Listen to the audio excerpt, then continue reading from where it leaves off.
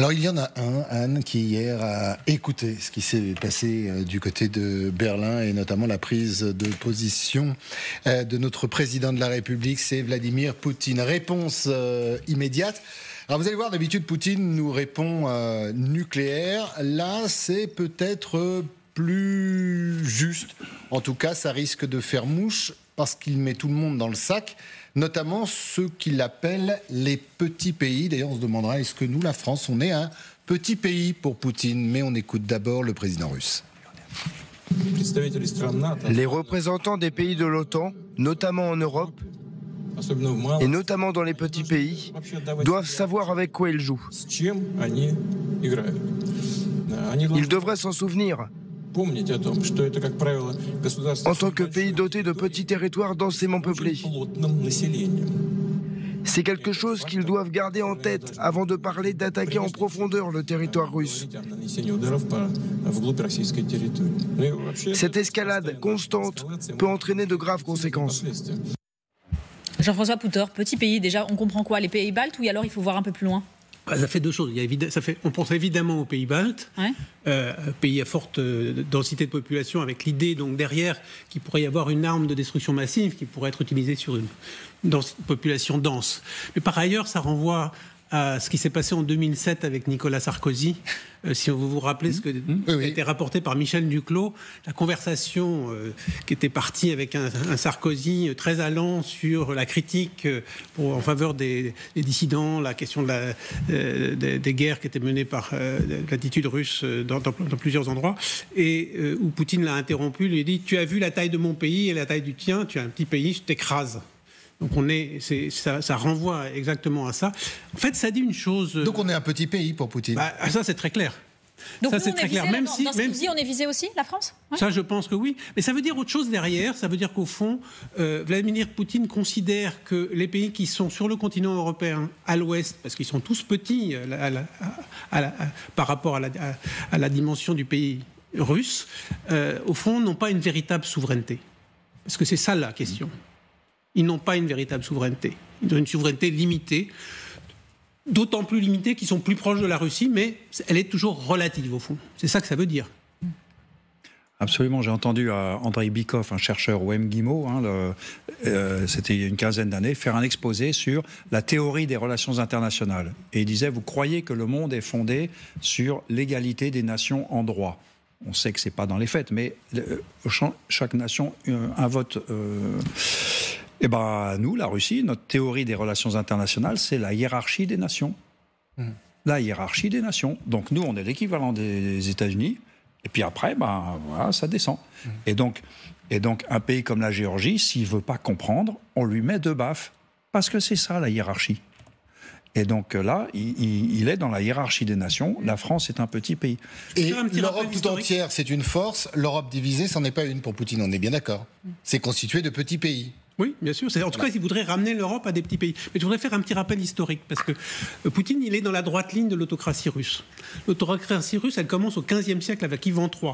Sous Ivan III, on proclame que Moscou est la troisième Rome. C'est-à-dire que Moscou est le point à partir duquel s'ordonne le monde. Et au fond, ça n'a pas changé, d'une certaine manière. Et dans la tête de Poutine, surtout aujourd'hui, c'est ça. Et effectivement, le seul interlocuteur, c'est l'autre puissance qui serait capable d'ordonner le monde en face, c'est les États-Unis. Et c'est là aussi une vieille histoire russe. Alors justement, les États-Unis, parlons-en. Quelle serait la réaction des États-Unis en cas d'escalade et donc de conséquences graves en Europe? Est-ce que si la Russie allait plus loin, les États-Unis interviendraient? Pas si sûr, semble nous dire Vladimir Poutine, qui avance un argument. Écoutons-le. D'une manière générale, cette escalade constante peut avoir de graves conséquences. Si ces conséquences graves se produisent en Europe, comment les États-Unis se comporteront-ils? Compte tenu de notre parité dans le domaine des armes stratégiques, difficile à dire. Veulent-ils un conflit mondial? Il me semble qu'ils voulaient négocier dans le domaine des armes stratégiques. Mais nous ne voyons pas beaucoup de volonté de le faire. Il y a des conversations à ce sujet, mais il ne semble pas y avoir beaucoup de volonté. Eh bien, voyons ce qui se passera ensuite. Joséphine, il y a des conversations, donc ça veut dire qu'ils se parlent, tous ces gens-là, mais c'est une façon pour Poutine de dire le seul interlocuteur, en fait, que l'on respecte, avec lequel on veut parler, c'est pas l'Ukraine, c'est pas l'Europe, c'est pas l'OTAN, ce sont les États-Unis. Ça n'a pas changé. Mais ce discours-là, il est extrêmement bien construit de Vladimir Poutine. Il ne s'adresse pas aux chefs d'État. Chefs d'État des États européens ou des États-Unis, ils entendent ça quotidiennement et puis ça leur passe au-dessus. Mais ça s'adresse aux opinions publiques européennes notamment.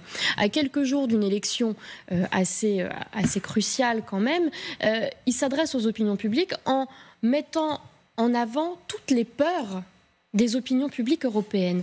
Le fait que les États-Unis ne viennent pas les sauver. Le fait que la Russie soit beaucoup plus puissante et donc puisse attaquer des petits pays. Et il ne les qualifie pas, ces petits pays, parce que comme ça, dans notre imaginaire, on peut se dire qu'on en fait partie, l'Allemagne en fait partie, les États baltes. La preuve, on en parle. Tout le monde en fait partie. Mais c'est extrêmement bien construit, encore une fois, parce qu'il s'appuie sur les peurs des Européens. Maintenant, est-ce que ça marche ? Quand on regarde les sondages, pas tant que ça.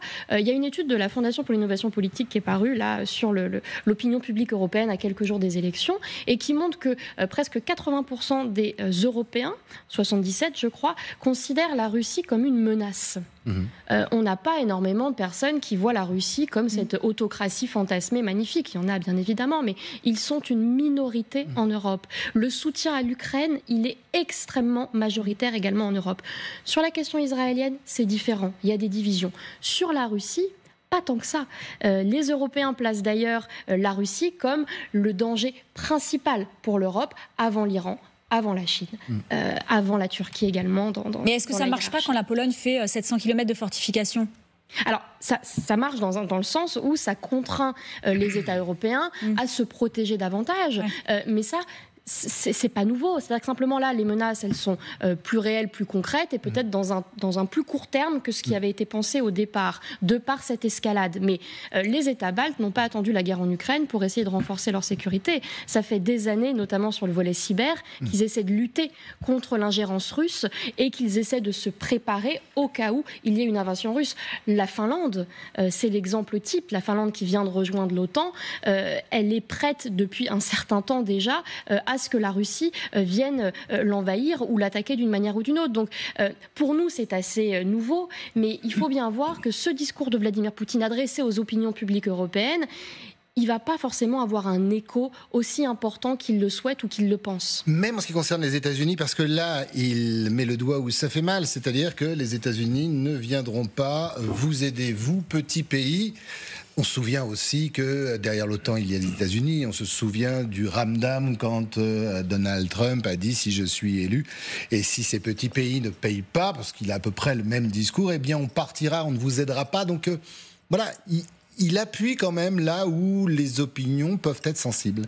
Est-ce que ça marche? Ça, j'en sais rien. Mais... Il joue sur le terrain tel qu'il est ouvert. Comme on a tous en tête, et les opinions publiques ont tous en tête l'élection américaine avec la menace du retour de Donald Trump aux affaires à Washington, cette menace-là, elle prend corps d'une certaine manière à travers la figure de Donald Trump. Donc oui, il joue de ça. Après, ça ne... d'une certaine manière, ça ne change rien sur le fait que de toute façon, il faut effectivement qu'on se prépare à revenir dans un monde qui était plutôt le monde d'avant 89 que celui d'après, pour dire les choses très, très simplement, où on a un adversaire extrêmement dangereux à l'Est et qui ne sera pas, quoi qu'il arrive d'une certaine manière, même si les Ukrainiens arrivaient à reconquérir leur territoire, cet adversaire ne disparaîtra pas. Il va falloir vivre avec longtemps. Simplement, lui pense qu'en agitant la menace, il va pouvoir gagner du terrain. Vous savez, dans le monde russe, la parole n'a pas la même fonction que chez nous, la parole publique, la parole politique. La parole politique, elle a une fonction performative. C'est-à-dire on parle pour dire ce qu'on voudrait que le monde soit, et en pensant qu'en le disant, ça va le faire venir. Et donc c'est ça qu'il est en train d'essayer de faire. Il veut que nous ayons peur de lui, et il essaie de faire arriver ça. Et du coup, on peut interpréter aussi le chiffre du sondage que vous avez évoqué comme le fait que, d'une certaine manière, ça marche. Si 80% des gens pensent que c'est une menace grave, à la fois ils ont raison, mais ça veut dire aussi que la peur est là.